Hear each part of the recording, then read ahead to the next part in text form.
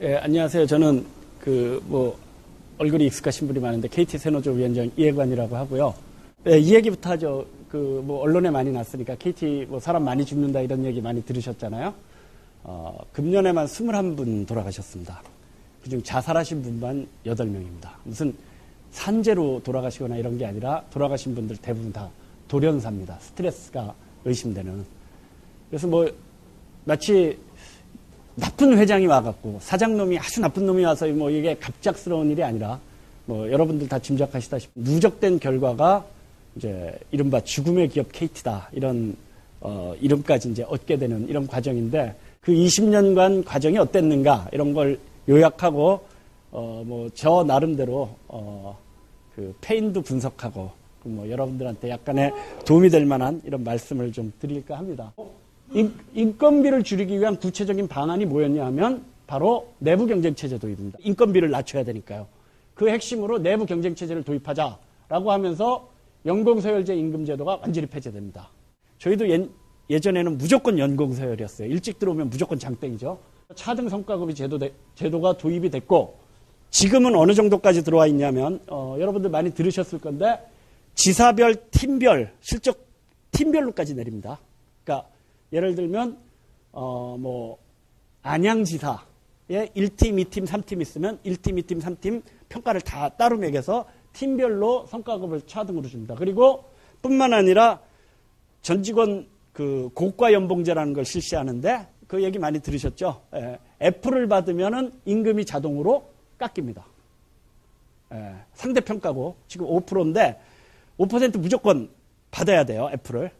누군가는 받는 거예요. 그러니까. 누군가는 받는데 F를 받으면 임금이 깎여요. 그래서 F를 받으신 분들은 임금 협상을 요즘에 노조가 시원치 않으니까 주로 그 당해년도 임금 교섭을 10월쯤 하게 되거든요. 10월쯤 타결하는데 소급분을 받으면은 그달엔 F를 받은 사람은 임금이 없어요. 거의 없습니다. 5% 그러니까 임금 깎인 게 소급돼서 깎이기 때문에 소급분을 받으면 오히려 그 F를 받은 분은 임금이 없는 이런 정도까지 이제 됐다는 거고 그래서 사실상 그 개인 연봉제나 다름없죠. 노조가 형식적으로 있기 때문에 형식적으로만 있기 때문에 임금 교섭은 노사 협의를 통해서 결정을 하지만 일괄적으로 올라가느냐 마느냐와 관계없이 기본급이 일괄적으로 올라갔다 손치더라도 내가 F를 받으면 저는 깎이게 되는 거죠. A부터 F까지 있습니다. 5단계 있고 A는 많이 오르고 한 C 정도면 평균 정도 오르는 거고 D는 안 오르고 F는 깎입니다. 이런 임금 체계까지 도입이 됐다는 거고 그 다음에 명예퇴직과 감원을 많이 했다는 건 여러분들이 다 이제 많이 들어서 아시는 대로고 명예퇴직이 어느 정도 됐느냐 여기 나와 있는 것처럼 민영화 과정에서 한 3만 명 나갔습니다. 제일 많이 나갔던 99년에 10,000명 나간 건 두 번에 걸쳐서 나간 거고 IMF 거치면서요. 이석채 씨 와갖고 6,000명 나갔습니다. 그리고 이 2003년에 5,505명 나간 분들에 대해서 조선일보에서 전수조사를 했어요. 이 사람들이 나가갖고 생활이 어떻게 됐나. 70% 이상이 빈곤층으로 전락했다는 게 다른 신문도 아니고 조선일보의 보도였습니다. 그 다음에 인사제도를 바꿨죠. 여기 나와 있는 대로 최하위 고가를 받으면 임금이 자동으로 삭감됩니다. 그리고 금년도 자동 면직 조항이라는 것도 이제 만들어졌고 전략적 재배치라는 것도 도입이 됐습니다. 이게 단체 협약, 금년 단체 협약 내용입니다. 노사 간에. 여기 나와 있는 대로 2년 연속 인사평가 FF를 받으면 대기 발령을 할 수 있고 대기 발령을 2번 받으면 자동으로 면직할 수 있다. 이렇게 되어 있습니다. 더 위협적인 게 이 전략적 재배치예요. 이 전략적 재배치라는 게 뭐냐 하면 회사의 설명에 따르면 일을 잘 못하는 사람한테 리프레시하게 한번 기회를 주기 위해서 전략적으로 다른 곳에 배치한다는 겁니다. 예외가 거의 없었어요. 자, 경상도 사람 어디로 보냈을까요? 경상도 사람. 전라도로 보냅니다. 전라도 사람 경상도로 보냅니다. 실제로 활동가가 아니면 상당히 단련된 활동가가 아니면 이 전략적 재배치 이런 거에 대부분 못 견디시죠. 보내놓으면은 바로바로 사표를 쓰시죠. 예. 자, 그 다음에 노조가 어느 정도 무력화됐냐. 한때 이제 진짜 잘 나가는 노조에서, 이 무너지는 과정을 제가 요 얘기를 좀 정면하게 드리려고 하는데, 먼저 이 유서가, 아까 얘기한 대로 2013년 단체협약 찬반 투표 이후 자살하신, 광양에서 자살하신 분이 남긴 유서입니다. 나중에 자료 화면은 이거보다 선명하게 나오니까 한번 보시면 알겠지만, 요 유서를 어디다 쓰셨냐면, 찬반 투표에 자기가 찬성을 찍었다는 걸 보여주기 위해서 핸드폰으로 자기가 투표하고 찍었어요, 사진을. 그거를 프린트로 출력하셔갖고 그 위에 유서를 쓰셨습니다. 자기가 여태껏 찬반 투표할 때 어떻게 강요를 당했나. 찬성 찍으라고. 정말 참 슬픈 일이죠. 이 얘기를 드려야 이해를 하실 것 같은데, 한때 강력한 민주노조가 하루아침에 이렇게 망하진 않았을 거 아니에요. 그죠? 계속 뺏고 뺏기고 뭐 이런 공방전이 계속됐을 건데, 이 지사별 투개표를 어영노조가 강력하게 밀어붙이고, 특히 그것이 경영평가에 있어갖고 노사화합 점수가 지사 경영평가에서 가장 결정적이었습니다. 무슨 얘기냐면, 아까 얘기한 대로 지사별, 팀별 성과급 차이가 다 난다 그랬죠. 예? 지사별.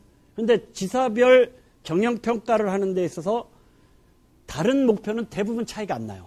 무슨 영업 목표, 뭐 산업안전 목표, 산업안전 지수 거의 다 만점 나옵니다. 왜냐하면 산재 나와도 대부분 은폐를 해요. 뭐 사람이 죽는다거나 이런 정도가 아니면 그냥 병원 다니게 하고 이렇게 하기 때문에 다른 어떤 점수도 차이가 안 나요, 실제로.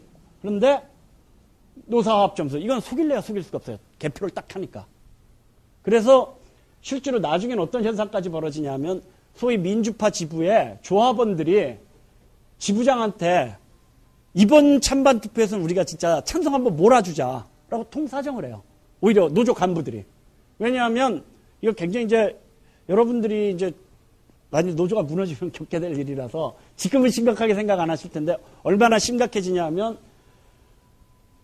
소위 민주파 지부의 승진이 뭐 5년 내 승진 안 나와요. 5년 내내 승진 안 나와요. 계속 최하위 경영평가 받아. 최하위 고과자 수두룩해. 계속 날아가요. 다른 데로.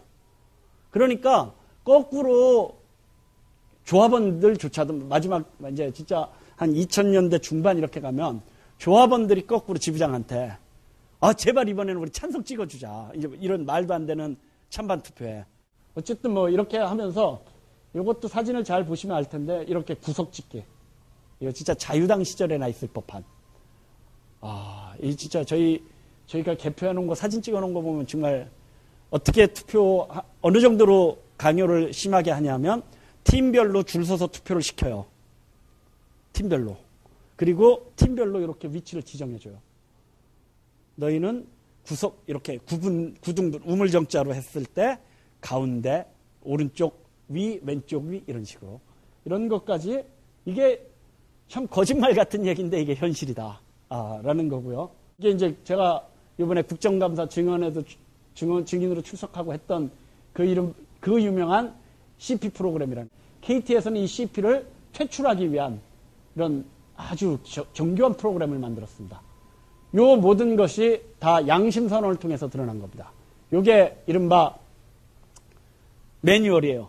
어떻게 하라는, 이게 본사에서 만들어서 현업에 지시 내려간 겁니다. 여기 나와 있는 대로 미숙한 업무를 부여하고, 실적이 나쁘면 업무 촉구서 주고, 이거를 반복해갖고, 경고해갖고, 징계해서 여기 나와 있는 것처럼 전략적 재배치, 타본부로 보내버리고, 요거를 관둘 때까지 무한 뺑뺑이로 돌리는 겁니다.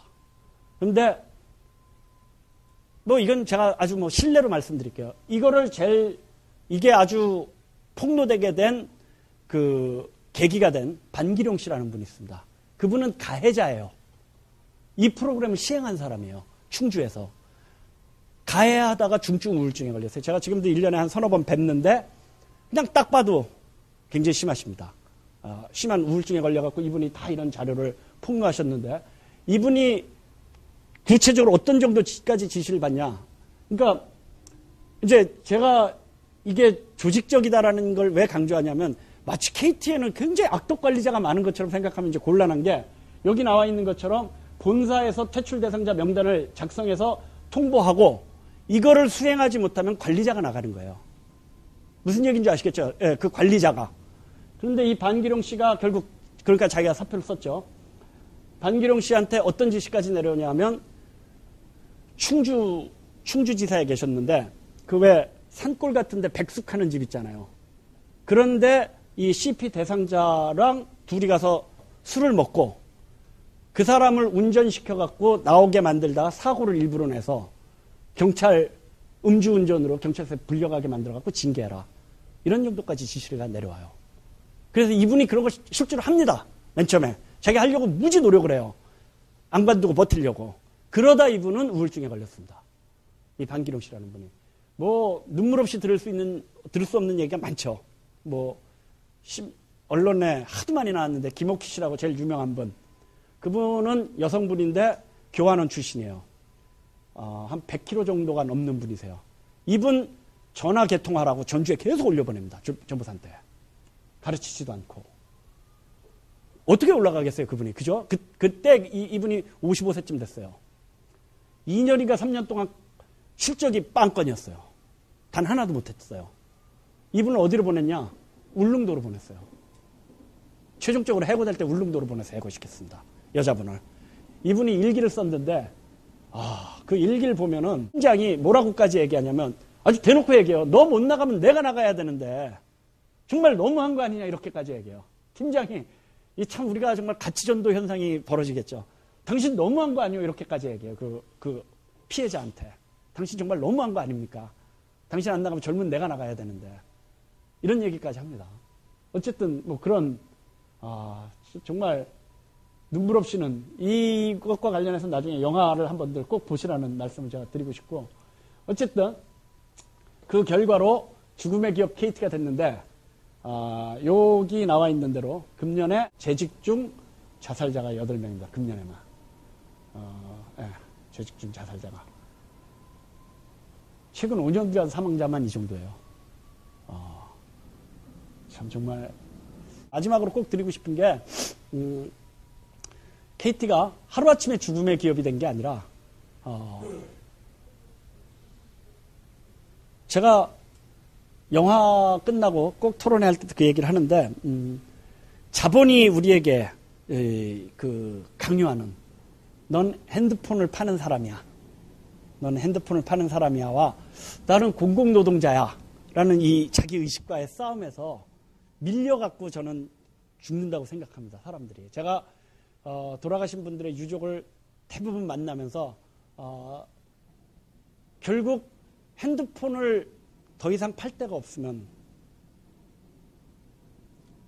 지방으로 날아가거나 이런 아주 극단적 선택에 놓이게 되고 그런 과정에서 사람들의 스트레스가 이렇게 이제 높아지는 거거든요.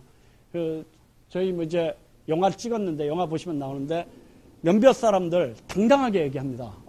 뭐 여기 아시는 분들 많을 테니까 영화 주인공의 한 명인 장교순 씨 같은 경우는 영업사원으로 발령이 났는데 영업실적이 지금 몇 년째 제로입니다.